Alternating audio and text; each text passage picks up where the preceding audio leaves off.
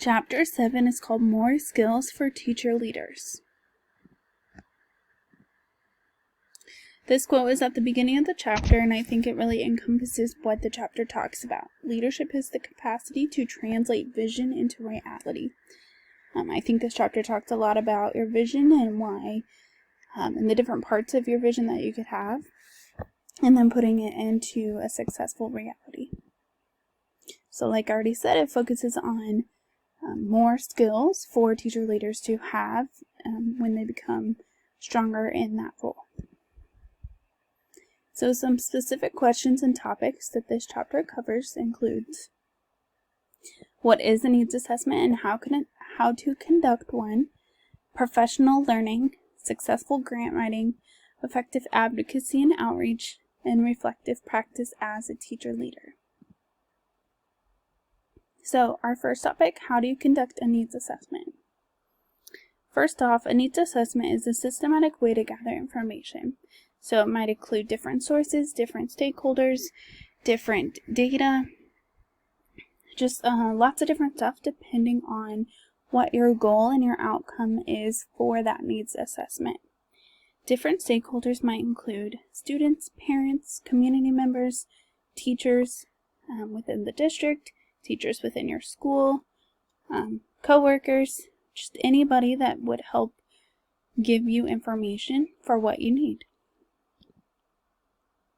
So the basic steps of conducting needs assessments includes review existing data sources. So find out what is already known and what resources are available regarding your topic. Formulate needs assessment questions. Include what is it that you want to know? Also determine who needs to be included. So with these needs assessment questions, be very intentional and really get to the point of what you want to know from your different stakeholders. And this time also needs to be like I said, also determine who needs to be included. So the different stakeholders. Do you need different students from different schools? Do you need different teachers from different schools, different community members, different staff members? That's where this is the time where you would figure that out. Collecting data. So the book talks about 4 main ways to gather data or to collect the data for your needs assessment from those stakeholders. So first it talks about in-person interviews. So you can do either informal conversations or formal conversations with these in-person interviews. And you can conduct the goal of the in-person interviews is to be sure that you interview several people who represent each constituent group relevant to the topic or project. So, like I said, if you're trying to do something with all the different teachers, or that would affect all the different teachers in the district, maybe all different teachers in the district should be your stakeholders. Just make sure your stakeholders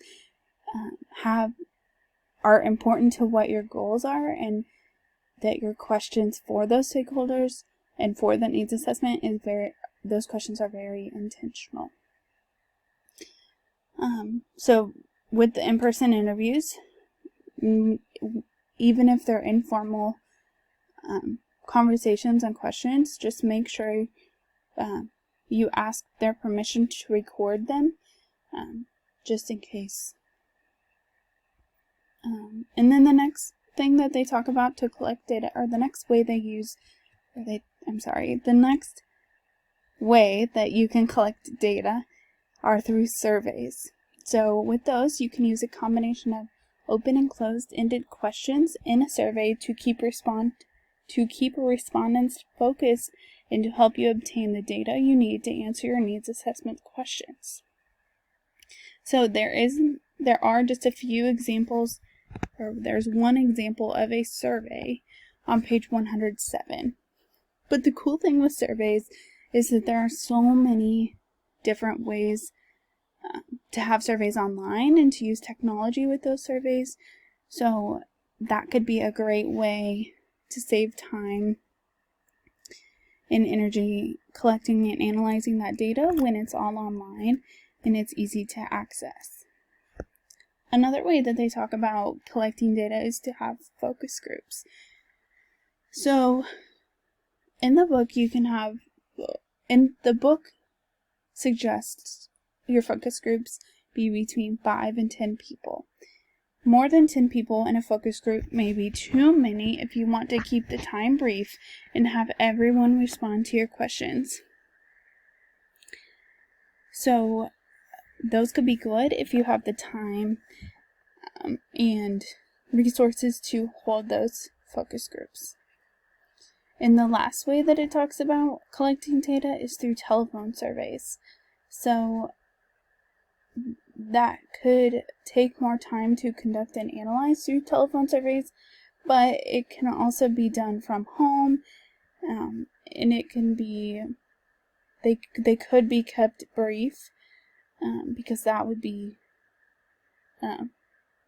important as well. So using a combination of all 4 of these methods to conduct a needs assessment may work and may be nice, or you could just choose one way to collect data that works for you and your stakeholders. And then analyzing that data, sharing the findings, and using the findings are all very important to help have that successful needs assessment and then go on to implement that successful workshop or professional learning activity or anything, whatever your goal is with the needs assessment. So the next question that the chapter goes into and talks about is how do you plan, deliver, and evaluate professional learning activities? So this was very important. I think that this is a very important part of this part in the chapter, so that's why it's on here in big letters, and I'm going to read it also just because it's very important. So once you see a need for professional learning, a needs assessment should be the first thing that comes to mind. So this chapter really talks about this and thinks that this is really important because a needs assessment can really save time and be very helpful when you are planning that professional learning activity, because launching into planning for what content to cover and how to do so is premature without finding out what people already know and what they want to know. As insiders, teacher leaders already have a lot of insight about the needs and wants of other teachers in their buildings, but you should not assume that you know everything without consulting others. And consulting others can also help you build relationships and get more of that buy-in with your coworkers and staff members. I promise the time and effort with that will pay off. So this quote is very important. The effectiveness of any professional learning activity, regardless of its content, structure, or format, depends mainly on how well it is planned. So that needs assessment is very crucial to having that well-planned professional learning activity. So, making use of technology as part of your planning Making use of technology as part of your planning for professional learning is always a good idea and could easily be included in your needs assessment.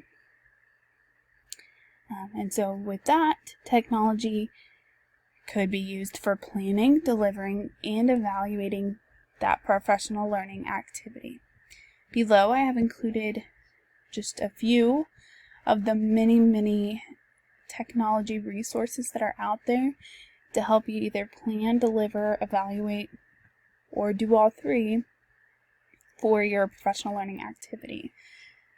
The book on page 112 also includes many different technology tools for either planning, delivering, and evaluating that professional learning.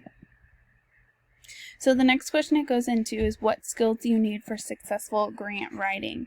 So just like professional learning, grant writing should never be a solitary effort, but it takes that teacher leader to lead that effort. So one thing that often slows teachers down about grant writing or with grant writing is learning where to find grants and where to find additional help writing grants. So on page 115, tables 7.4 and 7.5 include some grant writing tips and resources for finding grants online. So with the grant writing tips, the background. Document the need for your project with demographics, test results, and evidence. So that's where that needs assessment would come in with a grant writing, or when you're writing grants.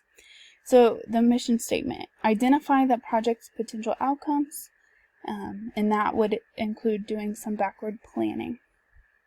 Your goals and objectives, make sure they're specific and measurable. The timeline needs to be realistic. Planned assessment tools. That's your assessments that you would gather with your needs assessment. And then that required materials, supplies, and personnel you should include these in the total cost of your grant. And then when you get a grant, make sure you write a thank you note to the grant funder. Adhere to the specifications and timeline presented, and then be ready to write a final report about the outcomes of the grant that you received. So here are some resources for finding grants online, but definitely check with your administration or your district administration before using any of these websites, because I know a lot of people use Donors Choose, but some districts do not allow you to do that. So just make sure to check before you use any of these. And then also check out what grants your school district offers, because I know our school district, you can apply for grants in the fall and the spring. And the last topic it talks about is, how do you use data and reflective practices as a teacher leader? So the two things that it talks about in this part as skills that teacher leaders need to develop are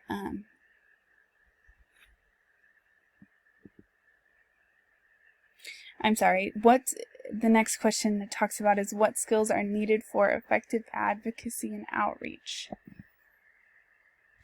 So the two skills that you need for effective advocacy and outreach are writing executive summaries and creating elevator speeches. So with elevator speeches, you never know when you might have to help, you never know when you might have the opportunity to reach out to someone who might help your school, who might have the chance to influence your students, or have the chance to advocate for teacher leadership. Having that 30-second elevator speech ready shows skill as a teacher leader. So on pages 118, 119, 120, give a ton of support for us teacher leaders to write executive summaries and elevator speeches.